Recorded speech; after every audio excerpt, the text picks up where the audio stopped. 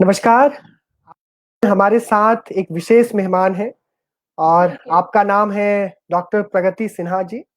प्रगति सिन्हा जी बस हमसे कुछ ही सेकंड में हमारे साथ जुड़ेंगे। अ, आप सर वर्तमान में एक काफ़ी सीनियर रेडियोलॉजिस्ट के नाते आप पटना में काम कर रहे हैं और समाज की सेवा भी कर रहे हैं। विशेष बात है कि आप लंगट बाबू के पोते हैं और उसके अलावा आपका परिचय है कि आप डोनर्स जो हमारे कॉलेज की जो क्लब है, डोनर्स क्लब, उसके आप चेयरमैन हैं। सर बहुत-बहुत स्वागत है sir. Abhishek ji, good evening, नमस्कार। नमस्ते सर। आप मुझे सुन पा रहे हैं? बिल्कुल सुन पा रहे हैं सर, बिल्कुल सुन पा रहे हैं। सर अभिषेक जी, मुझे जी, बड़ा अच्छा लगा जब आपने मुझे याद किया। और आपसे मैं पहले भी मिल चुका हूँ लंगर सिंह कॉलेज के विभिन्न उत्सवों में। जी, और मेरे लिए बड़ा नॉस्टैल्जिक सा मोमेंट है, मेरे लिए बड़ा भावुक ये क्षण है। दो तीन चार कारणों से कि लंगर सिंह कॉलेज मुजफ्फरपुर में है, जहां मैं जन्मा हूं। मुजफ्फरपुर कर्मभूमि रही है बाबू लंगट सिंह की, जहां उन्होंने बिहार के 5वें महाविद्यालय और उत्तर बिहार के प्रथम महाविद्यालय की स्थापना की थी। जी, ये मेरा सौभाग्य भी रहा है कि मेरे स्वर्गीय पिताजी श्री दिग्विजय नारायण सिंह मुजफ्फरपुर से ही सांसद रहे और 1952 से लेकर 1980 तक उन्होंने मुजफ्फरपुर संसदीय क्षेत्र का प्रतिनिधित्व किया। जी, उन सबसे सुखद बात यह है कि मैं स्वयं लंगर सिंह कॉलेज का विद्यार्थी रहा हूं। 1969 से लेकर 1971 तक मैं लंगर सिंह कॉलेज में स्वयं विद्यार्थी था। नवल किशोर गौड़ साहब हमारे प्रिंसिपल हुआ करते थे और मेरी बड़ी सुखद यादें जुड़ी हुई हैं इस ऐतिहासिक संस्थान से। जी, तो जब आपने मुझे ये कहने के लिए बुलाया तो मैं शब्दों को ढूंढ नहीं पाया कि मैं कैसे अपने प्रिय मित्रों को संबोधित करूं और आपको बताऊं। बिकॉज ऐसा होता है कि एक जो घर का व्यक्ति होता है वो अपने घर के बारे में कुछ बोल नहीं सकता है। तो मेरे लिए होम जी, कमिंग है, this is a homecoming for me Abhishek ji. और आपका बहुत तहे दिल जी। से शुक्रिया कि आपने ये मौका दिया मुझे। रेडियोलॉजिस्ट होने के नाते अ, हर जगह देशों में विदेशों में जाके रेडियोलॉजी से संबंधित सब व्याख्यान देता हुआ रहता हूँ।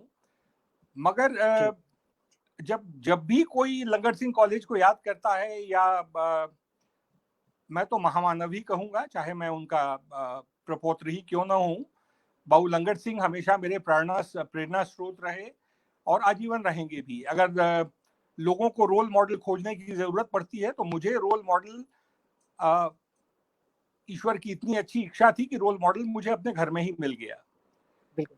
तो इसलिए बहुत धन्यवाद आपका मुझे आमंत्रित करने के लिए। जी, और मैं आपके साथ हूँ, जो मुझसे चाहे मैं जी, अपनी स्मृतियां आपके साथ शेयर करने के लिए मुझे बड़ी खुशी होगी। बिल्कुल।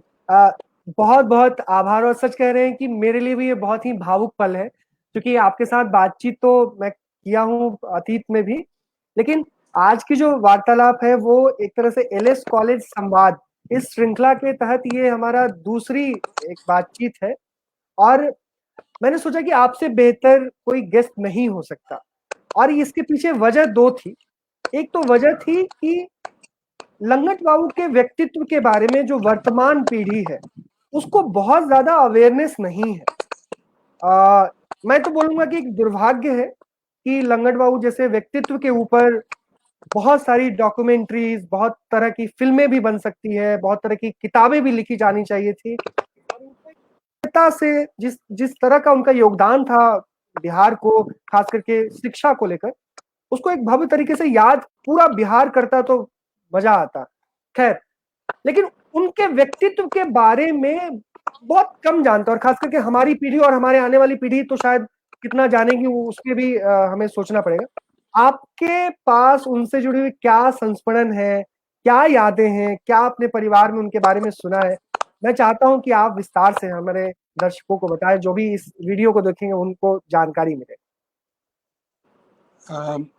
अभिषेक जी, इसे मैं अपनी बदकिस्मती ही कहूंगा कि जब मेरे पितामह कीर्ति कर रहे थे उस वक्त मैं इस धरती पे मेरा आगमन भी नहीं हुआ था। और जो भी जानकारियां मुझे मिली हैं वो परिवार के लोगों से मिली, और उसमें भी मेरे पिताश्री से भी मुझे जानकारी मिली। जो ग्रंथों की बात करें तो एक महान विभूति राम वृक्ष बेनीपुरी साहब ने बेनीपुरी ग्रंथावली एक लिखी थी, उसमें बाबू लंगट सिंह का जिक्र था। और उसमें काफी सही वर्णन उनका दिया गया था। लेकिन जो मैंने कहानियां सुनी वो मैं उनको इसलिए कहानियों का नाम दे रहा हूं बिकॉज वस्तु जिंदगी में वो इतना सच हो ये मुझे लगता ही नहीं है। एक मुजफ्फरपुर जिले और तिरहुत कमिश्नरी के एक छोटा सा गांव है जो अब जिला वैशाली हो गया है, धरहरा उसका नाम है। और वहाँ एक गरीब लेकिन मेहनतकश परिवार था श्री उजियार ठाकुर जी का। और उस परिवार में उत्पत्ति हुई बाबू लंगट सिंह की। लक्ष्मी की कृपा बहुत थी पहले, लेकिन बाबू लंगट सिंह की जब उत्पत्ति हुई तो लोग कहता ही है कि लक्ष्मी से ज्यादा चंचला तो कोई और होती नहीं है। तो परिवार की स्थिति बहुत ही दुर्बल थी, लेकिन परिश्रम करके खाते थे।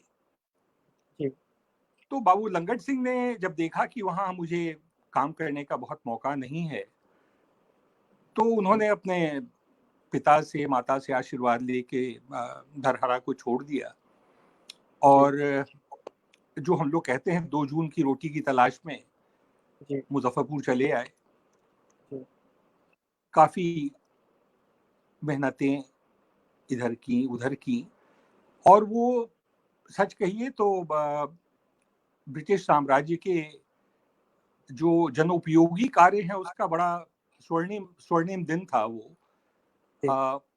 रेल लाइनों का संचालन हो रहा था, टेलीफोन की लाइनें लग रही थी। तो टेलीफोन लाइन लगाने के लिए बाबू लंगट सिंह का एक साधारण से मजदूर की रूप में उन्होंने काम करना शुरू कर दिया। और उस रेल लाइन के बगल में वो काम करते जाते थे।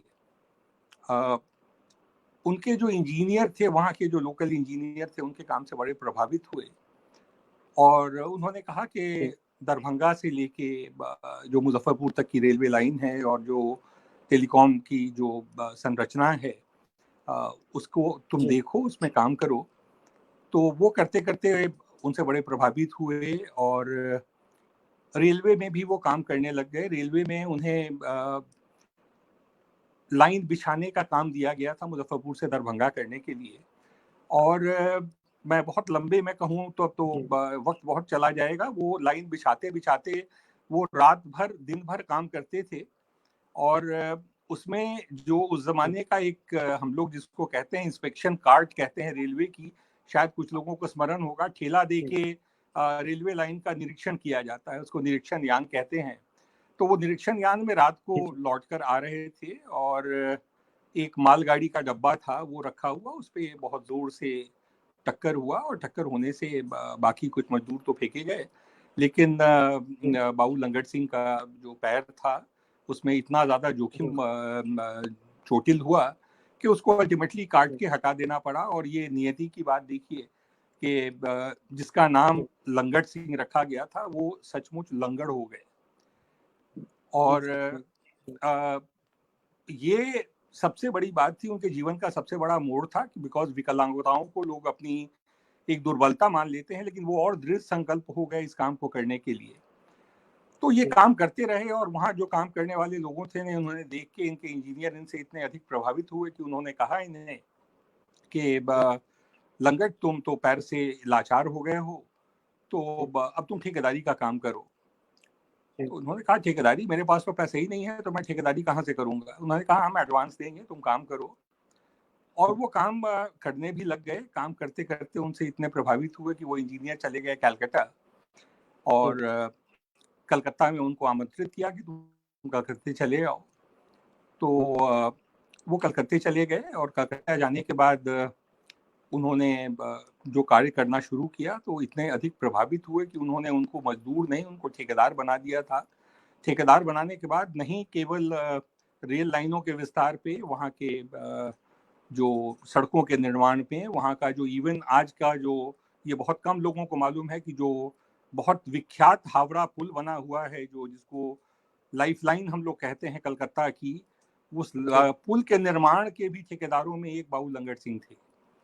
तो उन्होंने काम किया। वो कोरोनेशन दरबार एम्परर की थी, उसकी संरचना इन्होंने की। और इंजीनियर साहब इनसे इतने ज़्यादा प्रभावित हो गए कि उन्होंने कहा कि तुम काम करते जाओ, काम की कोई दिक्कत नहीं होगी। लक्ष्मी वापस लौट आई, मगर बाबू लंगट सिंह ने उस लक्ष्मी को अपने लिए ये नहीं समझा कि ये धनोपार्जन का मेरा। और उस वक्त में जब वो काम करने लग गए तो एक सांस्कृतिक मंच पे बंगालियों के बीच में उनकी अच्छी पैठ हो गई। बड़े अच्छे लोगों से, सर सुरेंद्रनाथ बैनर्जी हैं, उनसे मुलाकात हुई। पंडित मदन मोहन मालवीय जी से उनकी मुलाकात हुई, जो आगे चल के उनके प्रेरणा स्रोत भी रहे और उनके सहयोग भी रहे। मैं यहाँ बता देना चाहूँगा कि जब बाबू लंगट सिंह ने मुजफ्फरपुर में लंगट सिंह कॉलेज की स्थापना की थी अपने सहयोगियों के साथ, तो उसके जो सरैयागंज को, जिसको कटरा कहते हैं, उस मार्केट में उस कॉलेज के उद्घाटन के लिए पंडित मदन मोहन मालवीय जी स्वयं वहां उपस्थित थे अनेक विभूतियों के साथ। और इसकी एक बड़ी छोटी सी 3 कमरों के मकान में इसकी शुरुआत हुई, जो मुझे लगता है मेरे बताने की बात नहीं है, सारे ग्रंथों में ये लिखी हुई बात है। और ये अगर मेरी स्मरण शक्ति ठीक है तो 3 जुलाई 1999 की बात है, जब ये कॉलेज पहली बार बना और भूमिहार ब्राह्मण कॉलेज के नाम से इसकी स्थापना की गई थी। तो ये स्थापना की गई और उसके बाद ये पैसे देने के लिए इन्होंने बहुत लोगों से याचना की, लेकिन कुछ परिस्थितियां ऐसी थी कि बहुत लोग आ नहीं सके। तो इनकी जो अपनी कमाई थी, गाड़ी कमाई थी, इन्होंने इस कॉलेज में डाल दिया। इन्होंने कहा कि जो हो सकता है, और ये विद्या मंदिर, बिकॉज मैं पढ़ा लिखा आदमी बिल्कुल नहीं हूँ और समाज के इस वर्ग के लिए, और खास करके मैं किसी जाति विशेष का प्रतिनिधित्व नहीं करता हूँ, लेकिन मुझे गर्व है कि मैं जिस जाति और जिस कुल में पैदा हुआ हूँ उसका मुझे शर्म नहीं है। आज की सामाजिक व्यवस्था में भी मुझे कहने में ये बिल्कुल शर्म नहीं आती है कि मैं जात का भूमिहार हूँ। और बाबू लंगट सिंह ने जिस कॉलेज की स्थापना की उसका नाम कॉलेज रखा। और एक स्कूल भी हुआ, जिन लोगों को जानकारी होगी, मुजफ्फरपुर में एक बड़ा प्रख्यात स्कूल है जिसको बीबी कॉलेजिएट, भूमिहार ब्राह्मण कॉलेजिएट स्कूल कहते हैं। वो बहुमूल्य संपत्ति पे कल्याणी में है बना हुआ, वहाँ भी है रखा हुआ। तो वो सब उनका बनता रहा। और इसमें एक स्मरण मैं जरूर बता देना चाहूंगा लोगों को कि जब वो इंजीनियर साहब थे जिन्होंने इन पे इतनी कृपा की थी, उनको अचानक विलायत जाने की जरूरत पड़ गई। तो जब विलायत जाने की जरूरत पड़ी तो हवाई जहाज नहीं जाया करता था, समुद्री जहाज से लोग जाया करते थे, और उनको अचानक पैसे की आवश्यकता पड़ गई। तो बड़े चिंता में थे और उन्होंने कहा कि मैं तो बड़े आफत में पड़ गया हूँ, मैं कैसे क्या करूँ। तो लंगट बाबू गए, कहे कि उन्होंने कहा कि मैं तो एक पैर का आदमी हूँ सर, मेरा कोई परिवार ही नहीं है, ये पैसे मेरे आप ही के दिए हुए हैं, ये पैसे आप ले लें, इस पैसे को लेकर आप विलायत चले जाइए। और वो विलायत गए। उन्होंने पहले कहा कि अगर ये पैसे तुम्हारे, मैं तो नहीं आऊंगा, तो पैसे डूब गए तुम्हारे। वो लौट के आए और लौटने के बाद वही आदमी थे जो इनके लिए कलकत्ते में इन्होंने, जो समझिए, लक्ष्मी के द्वार खोल दिए। तो ये एक ईमानदारी एक रही है, इनकी विरासत में रही है, सब चीजों में रही है। तो ये संक्षिप्त में उनकी जानकारी है जो मैं शेयर करना चाहता था आपसे। और बाकी तो जो कॉलेज अभी आज के दिन में है, मैं इंग्लैंड में रहा हूँ बहुत दिन तक, डॉक्टरी वहाँ की है। अगर ऑक्सफोर्ड की किस लोगों को स्मृतियाँ होंगी तो इस इस भव्य कॉलेज के भवन को देख के उनके ऑक्सफोर्ड के यूनिवर्सिटी के लोगों को याद आ जाएगी। इतना भव्य इंस्टीट्यूशन है। मैं बड़े गर्व के साथ कह सकता हूँ कि अगर मैंने जिंदगी में कहीं पढ़ाई की है तो सबसे अधिक अगर स्वर्णिम मेरा काल था तो वो लंगट सिंह कॉलेज का था। लंगट सिंह कॉलेज में सर आप 1969 से लेकर 71 तक विद्यार्थी रहे। सर उस दौर की कुछ यादें जो आपके जहन में हो जिसे आप शेयर करना चाहें। हम जब गए कॉलेज में तो नया नया मैं गया था और पढ़ने में अच्छा था। पिलानी में मेरी बिरला पब्लिक स्कूल में मेरी स्कूलिंग हुई और पिताजी सांसद थे। तो उस जमाने में एक मेडिकल में जाने के लिए एक बड़ा अच्छा कॉलेज हुआ करता था जो आज भी है, हिंदू कॉलेज की बात करते हैं। वहाँ मेरा एडमिशन हो गया। उस जमाने में 78% नंबर के बिना हिंदू कॉलेज में एडमिशन नहीं हुआ करता था, लिस्ट में नाम नहीं आता था। परंतु पता नहीं कहाँ से ये एक प्रेरणा स्रोत थी या बाबा साहब बोल रहे थे कि मेरे कॉलेज को छोड़ के तू हिंदू कॉलेज में कहाँ पढ़ेगा। तो समझिए हिंदू कॉलेज में पढ़ने की जगह मैं भूमिहार ब्राह्मण कॉलेज में चला आया। तो मैं लंगट सिंह कॉलेज में चला आया और जब पता लगा कि मेरा एडमिशन हुआ है तो प्रिंसिपल साहब के मेरी हाजिरी में लगाई गई। लोगों ने कहा कि भाई ये लड़का है, इसको बीएससी फर्स्ट ईयर में है, इसको पकड़ के लाओ। तो मेरी हाजिरी हुई। मैं बड़ा डरते हुए गया। मैंने कहा कि आज तक तो मैंने कोई गलती काम किया नहीं है। तो मैं गया प्रिंसिपल साहब के यहाँ, बड़ा डरा हुआ था और एक भावना ऐसी लग रही थी। जब प्रिंसिपल आपका कॉलेज का कोई बताता है, पहली बात तो ये है कि स्कूल से आप कॉलेज में गए हैं, कॉलेज में भी इसको महाविद्यालय कहते हैं, लंगट सिंह कॉलेज में गए हैं, वहाँ के प्रिंसिपल आपको बुलाएं तो एक भय का तो हो ही जाता है। तो मैं दरवाजे पे खड़ा रहा और चपरासी जब वहाँ आया तो मैंने कहा कि सर ने मुझे बुलाया है। तो बड़े गौरवशाली व्यक्तित्व मुझे याद है। लंगट सिंह कॉलेज के प्रिंसिपल के, प्राचार्य के कुर्सी पे बैठे हुए गौर साहब थे, इनके गौर साहब थे। और उन्होंने कहा कि तू जब कॉलेज में आया तो तू मुझसे मिलने क्यों नहीं आया। तो मैं बड़ा चकित हुआ। मैंने कहा कि सर मैं ठीक ठाक हूँ सर, कोई दिक्कत, तुझे कोई परेशानी है। मैंने कहा नहीं सर, कोई परेशानी नहीं है। तो बोले तू बाबू लंगट सिंह का पौत्र है। मैंने कहा जी हाँ, मैं उन्हीं का पौत्र हूँ, उसी परिवार से आता हूँ। तो उन्होंने कहा कि ये बड़ी अच्छी बात है और सबसे सुखद बात यह है कि अभी भी वहाँ एक परंपरा है जिसको हम लोग डोनर कोटा कहते हैं। डोनर कोटा में है कि अगर डोनर के नाम से अगर मैं किसी को चिट्ठी दे दूं तो उसका एडमिशन वहाँ डायरेक्टली हो जाता है, अगर वो बाकी शर्तों को पूरा करता है। तो मेरे लिए बड़ा आसान था कि डोनर कोटा में चला गया। लेकिन उन्होंने कहा कि मेरा जनरल लिस्ट में मैंने देखा और पहले 5 विद्यार्थियों के लिस्ट में तेरा नाम था, तो मुझे बड़ा अच्छा लगा। और बोले कि तुम्हारे बाबा साहब का बनाया हुआ है, इसकी गौरव का हमेशा ख्याल रखना। और ये बड़ा अच्छा अनुभव था। कॉलेज बड़ा सुंदर सा था।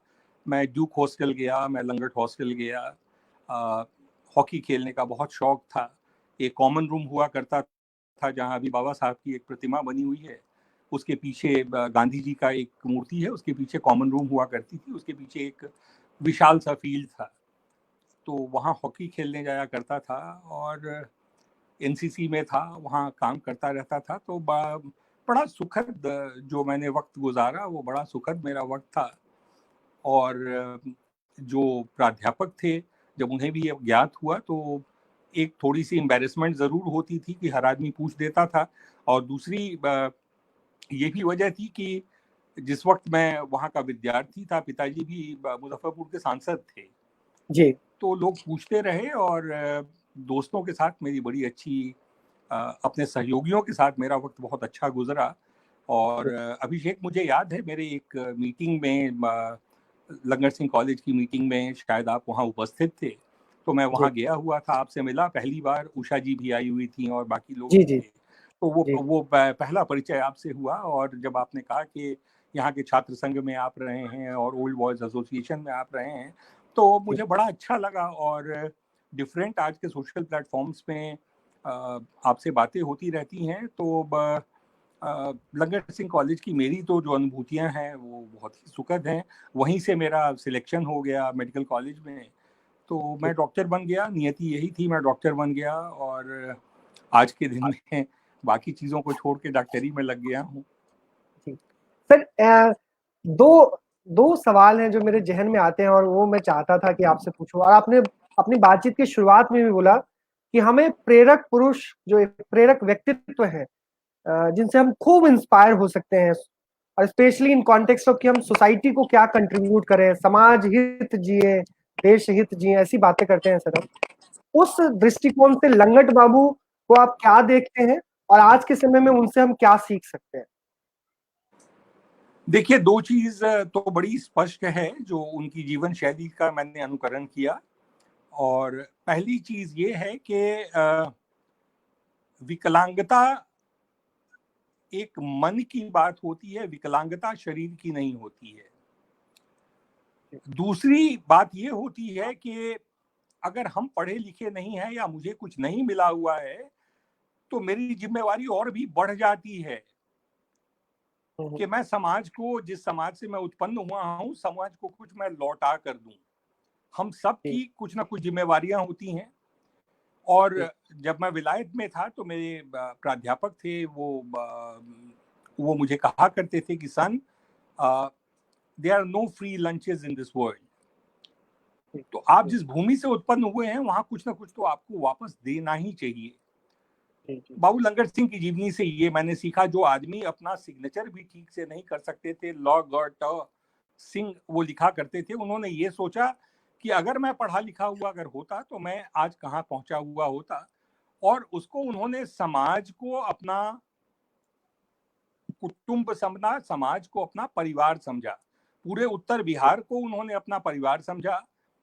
और ये कभी नहीं सोचा कि इस पैसे से मैं कितना बड़ा एम्पायर खड़ा कर लूं, इंडस्ट्रीज खड़ा कर लूं। और मुझे ये गौरव हमेशा ही रहता है कि आज के दिन में भी अगर हमारी सोच थोड़ी सी इतनी बदल जाए। देखिए, अभी भी विदेशों की बात है, हम लोग बिल गेट्स की बात करें, हम लोग वॉरेन बुफे की बात करें, हमारे देश में भी असीम प्रेमजी जी की बात करें, तो वो लोग कॉर्पोरेट रिस्पॉन्सिबिलिटीज में वो समाज से जो उन्होंने पाया, समाज को कुछ देना चाहते हैं। बदकिस्मती से वो खत्म हो गई है बात। जी जी। तो इसलिए मेरे प्रेरणा स्रोत वो इसीलिए रहे। और बाबूजी की भी वैसी ही बात है। बाबूजी की बात, मैं बाबू दिग्विजय नारायण सिंह की बात कह रहा हूँ। इन सारी चीजों को देने के बावजूद श्री दिग्विजय नारायण सिंह को अपने परिवार से 2000 बीघे की जमीन मिली थी। और जब उनका प्राणांत हुआ तो वो, हम दो भाई हैं, हम दो भाइयों के बीच में वो 200 बीघे भी जमीन छोड़कर नहीं गए। जो समाज के लिए हो सकता था, वो धरारा में स्कूल बनाने की बात करें या बाकी जो भी काम था वो करते हुए रहे। और प्रभु की इतनी असीम कृपा है कि उसके बावजूद भी आज लंगट बाबू का वंश, पढ़ाई लिखाई में मैं अपनी ही बात करूं, शायद उन्हीं का आशीर्वाद है कि मैं स्वयं एक डॉक्टर हूं, रेडियोलॉजिस्ट हूं। मेरा बेटा डॉक्टर प्रवीर है, वो कार्डियक सर्जन है। मेरी बहू है जिससे आप मिल चुके हैं दिल्ली में, अंकिता नाम है, डॉक्टर अंकिता। तो डॉक्टर अंकिता एक बड़े ही नटोरियस जगह पे तिहाड़ जेल में साइकियाट्रिस्ट है। तो इस ढंग से लेके परिवार में सब लोगों को बेटियां हैं। वो MBA इंग्लैंड से करके आई, एक बेटी है वो कॉर्पोरेट वाइस प्रेसिडेंट है एक बहुत बड़े रियल एस्टेट में। तो उनके परिवार को जो उन्होंने बांटा, मुझे लगता है कि प्रभु के आशीर्वाद से वो उनके परिवार में लौट के आया। तो मैं ये जरूर समझूंगा कि समाज के जो लोग हैं उनको ये ध्यान देना चाहिए। और एक मैं अपनी दुखद बात भी शेयर करना चाहूंगा अभिषेक जी आपसे। जरूर जरूर जरूर सर। ये मैं जिसको मैं कहता हूं कि ये ज्ञान का मंदिर, इतना शानदार मंदिर जो बना हुआ था, उसका सरकारीकरण हो गया। और सरकारीकरण होने के बाद जब मैं गया उस कॉलेज में, तो उसकी दशा बड़ी मैंने खराब देखी थी। अब तो थोड़ी अच्छी है, जब मैं गया था तो थोड़ी अच्छी है। सभागार खत्म हो गया था, एक बहुत बड़ा वहाँ ऑब्जर्वेटरी हुआ करता था जहाँ से आप तारों को देख सकते थे। रंगाई पुताई उस जगह की नहीं हुई थी। और जो संस्थान अपने 118, 19, 20 साल पूरे कर चुका है, उसमें अगर सरकार उस पर ध्यान नहीं देती है, और जो सरकार नहीं ध्यान दी है, एक ऐसा संस्थान मैं आपको बता दूं, एक ऐसा संस्थान जिसमें प्राध्यापक डॉक्टर राजेंद्र प्रसाद हों, JB कृपलानी हों, मनकानी साहब हों, रामधारी सिंह दिनकर हों, ऐसे संस्थान की ओर अगर बिहार सरकार या भारत सरकार का ध्यान नहीं जाता है तो मैं इसे दुर्भाग्य कहूंगा। अगर कोई ऐसे लोग हैं जो इसको सुन रहे हो, मैंने बड़ा प्रयत्न किया। मेरे पिताजी के बड़े घनिष्ठ मित्र थे जो भारत के राष्ट्रपति हुए, श्री प्रणब मुखर्जी जी। मैं प्रणब चाचा के पास भी जाके, और बाबूजी के बड़े अभिन्न मित्र थे अटल बिहारी वाजपेयी जी, उनसे भी मैंने बात की, लेकिन ऐसी विवशता थी कि कुछ हो नहीं सका, कुछ खास हो नहीं सका। तो मैं ये जरूर अपील करना चाहूंगा, ये पूरे अपने जो भी जिस रैंक में हो, लंगट सिंह कॉलेज के जो विद्यार्थी हों, जो उसके से सहानुभूति रहने वाले लोग हों, जो सत्ता के शीर्षस्थ नेता हों, उनसे मैं ये अनुरोध करबद्ध प्रार्थना करना चाहूंगा कि इस ज्ञान के महामंदिर के लिए इसकी शोभा बढ़ाइए, इसे एक ऐसा सेंटर ऑफ एक्सीलेंस बना दीजिए कि लोग आने वाले वर्षों तक इसको याद करें। लंगट सिंह कॉलेज में एक उगती हुई घास अगर इधर से उधर होती है तो लगता ये है कि शायद ये पीड़ा और ये कांटा मेरे अपने पैर में लग रहा है। अधिकार हमारा नहीं है, मगर ये अनुभूति तो अवश्य है कि बाबू लंगट सिंह का नाम उससे जुड़ा हुआ है। जी जी। और जहां भी बाबू लंगट सिंह का नाम जुड़ा हुआ हो जाता है तो मैं थोड़ा भावुक हो जाता हूँ। एक पैर की कमाई को इतनी सशक्त सरकार अपनी राजनीतिक रोटियों को सेकने के लिए, मेरे बातों का बुरा न मानिएगा, राजनीतिक रोटियों सेकने के लिए हम प्रयोग करते हैं। क्या बाबू लंगट सिंह ने इस कॉलेज में ऐसी कोई शर्त लिखी थी कि भूमिहार के सिवा किसी और का बच्चा नहीं पढ़ेगा? क्या उन्होंने ऐसी शर्त दी थी कि इसमें रिजर्वेशंस कर दिए जाएं? क्या उन्होंने ऐसी शर्त दी थी कि यहाँ सिर्फ इसी कुलीन वर्ग के लोग आए और बाकी लोग नहीं आए? नहीं, ऐसा कोई शर्त उन्होंने नहीं रखा था। आज हम लोग जाति की राजनीति करते हैं, हम लोग धर्म की राजनीति करते हैं, हम लोग स्वार्थ की राजनीति करते हैं। मैं तो ये कहता हूं कि माँ सरस्वती की उपासना कीजिए और ज्ञान के इस मंदिर का विकास कीजिए।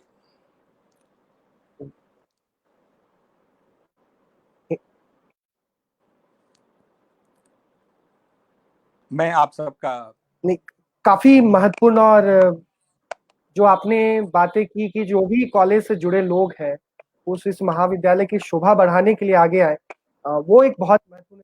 मेरा इसी से एक प्रश्न है और उसके बाद एक आखिरी प्रश्न करके अपनी बातचीत को समाप्त करूंगा कि जिस लंगट बाबू ने, आपने जिक्र भी किया कि 2000 बीघे जमीन थी और आज के दिन में उसका एक 10% हिस्सा भी शायद नहीं बची और उस समय भी और रही होगी।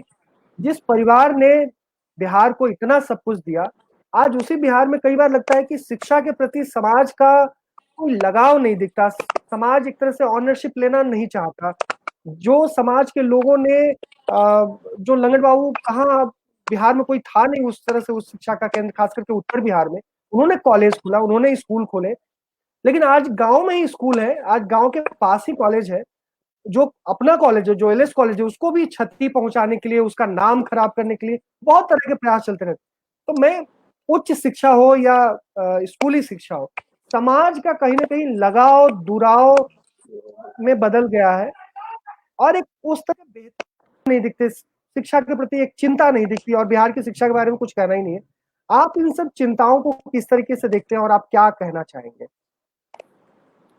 देखिए, कोई भी जो समाज की ये दशा होती है जहां शिक्षा का महत्व खत्म हो जाए तो वो समाज अपने उन्नति के शिखर पे नहीं पहुंच सकता है। और आप तो शिक्षा से स्वयं जुड़े हुए हैं और वो भी बुनियादी शिक्षा से अभिषेक जी जुड़े हुए हैं। मैं ये निश्चित रूप से महसूस करता हूं कि एक मुजफ्फरपुर शहर का अगर नाम याद कीजिए तो इसे कॉलेजों का शहर किया जाता था। इसको कहा जाता था लंगट सिंह कॉलेज, राम दयालु सिंह कॉलेज, महंत दर्शन दास महिला College, Ram Vriksh Benipuri College, Shri Krishna Science College, Shri Krishna Medical College, Rameshwar Singh College, Ram Manohar Lohia College. तो ये कॉलेजों का जो शहर था।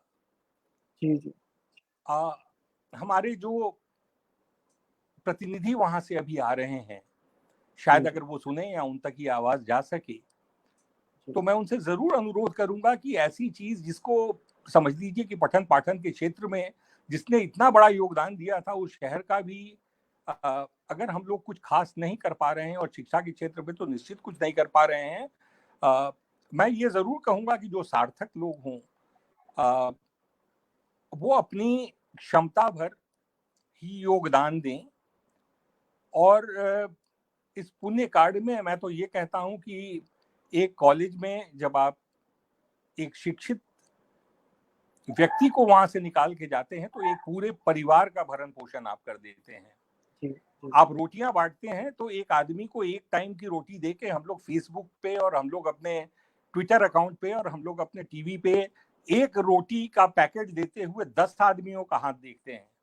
आपने कभी बाउल लंगर सिंह का कहीं कोई ऐसा जिक्र, या इन जितने विभूतियों की मैं नाम कह रहा हूं इनका कभी जिक्र आपने सुना कि इन्होंने ये कहा भी कि कभी मैंने दान किया है?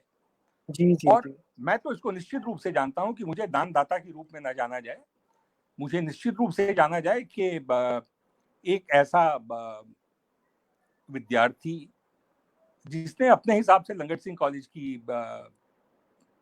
ख्याति को अगर बढ़ाया नहीं है तो लंगर सिंह कॉलेज की ख्याति में कभी कमी नहीं आने दी है। जहां मिलता रहा हूं, जहां बोलता रहा हूं, मेरा परिचय मैं आज के दिन में भी ये कहता हूं कि आदमी का, पुरुष का परिचय तो उसका अपना व्यक्तित्व होता है। मुझे कहने में ये जरा भी चिंतन नहीं और जरा भी नहीं होता है। समाज के जिस वर्ग में जाके अगर किसी को पता लगता है कि मैं बाबू लंगर सिंह के वंश से हूँ, तो आज भी जो सम्मान मिलता है, व्यक्तिगत सम्मान मिलता है, ये सब बाबा साहब की कीर्ति है। हम चाहेंगे कि इस विषय पे हम लोग आगे भी बात करें। आपसे मैं सहयोग की अपेक्षा करूंगा, मैं अपने मित्रों से भी सहयोग की अपेक्षा करूंगा। पटना में मैं रहता हूं, आप विदित हैं, और जो मेरे सहयोगी हैं, जो मेरे मित्र हैं, अपने तौर पे तो मैं उनसे मिल ही रहा हूं। कोशिश भी करूंगा जब जो बिहार यूनिवर्सिटी के वाइस चांसलर आगे होके हुए, मैं अमरेंद्र नारायण यादव जी की बात कर रहा हूं, जबकि कॉलेज का अच्छा वर्ष था। मैं एज अ प्रिंसिपल, हो सकता है कि as a vice chancellor his reputation, उनकी ख्याति में कुछ कमी आ गई हो, लेकिन प्राध्यापक की तरह और प्रधाना कुल के प्रधान होने के कारण तो उन्होंने लंगर सिंह कॉलेज के लिए काफ़ी कुछ किया था। तो उनके वक्त में हमने काफ़ी कुछ काम किया था, देखा था, और शायद जो ए जो था, नैक का एक्रेडिशन था।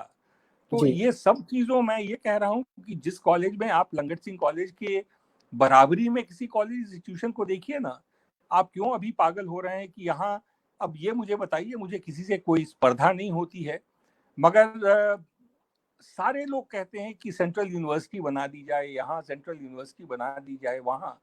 अरे भाई, जो तुम्हारी अपनी एक बनी हुई विरासत है उसको तो जिंदा रखो, उसके तो एक शिक्षा का बिल्कुल उच्चतम केंद्र बना के रखो। इस अपील के साथ मैं फिर से आपको तहे दिल से धन्यवाद देता हूं अभिषेक। और शिक्षा से आप जुड़े रहे हैं, मुझसे तो जुड़े हुए हैं ही। मैं सब समझता हूं कि लंगर सिंह कॉलेज के जो भी आज के छात्र हैं उनको मैं अपना छोटा भाई ही समझता हूं। और अगर इस संस्थान के लिए और कोई मेरा योगदान हो सकेगा तो निसंकोच मुझे कोई भी आदमी मिल सकता है, मुझसे बात कर सकता है। और आखिरी सर एक सवाल था, आखिरी सवाल नहीं है, वो स्वप्न है। जैसे मेरा स्वप्न था जब मैं विद्यार्थी था, तो मैं चाहता था कि इस कॉलेज को एक हेरिटेज प्लेस के तौर पे जाना जाए, एक विरासत स्थल के तौर पे जाना जाए, और संजोग से भारत सरकार ने उसको एक दर्जा भी दिया। एक लंबे संघर्ष के बाद, मुझे याद है जब मैं पहली बार बोलता था तो लोग मजाक उड़ाते थे। बाद में ऐसा भी दौर आया जब हम लोग ने उसको एक प्राप्त किया, और आज के कॉलेज के साथ हेरिटेज का टैग है, विरासत कॉलेज के तौर पे जाना जा रहा है। एक स्वप्न है जो कॉलेज के विद्यार्थी देखते हैं कि ये कॉलेज, और अभी आपने बात की कि सेंट्रल यूनिवर्सिटी की बात कर रहे हैं, तो क्यों ना एलएस कॉलेज को एक विश्वविद्यालय का दर्जा देकर इसको एक एक्सेलेंस, एक एजुकेशन का एक सबसे एक्सेलेंट सेंटर के रूप में डेवलप किया जाए। ये मेरा स्वप्न है। आपके क्या स्वप्न है एलएस कॉलेज के लिए और विद्यार्थी के नाते?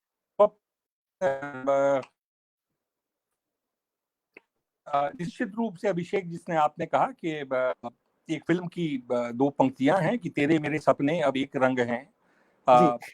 मैं निश्चित रूप से कि लंगर सिंह कॉलेज अपनी गौरवशाली परंपरा को रखते हुए इसको तो मैं सेंट्रल भी नहीं, इसको सेंटर ऑफ एक्सीलेंस होना चाहिए। मैं माननीय प्रधानमंत्री जी, शिक्षा मंत्री जी और जितने शिक्षाविद हैं, जो मुजफ्फरपुर के सांसद हैं, जो मुजफ्फरपुर के विधायक हैं, जो हमारे माननीय मुख्यमंत्री जी हैं, इन सब से मैं अपील करूंगा कि इस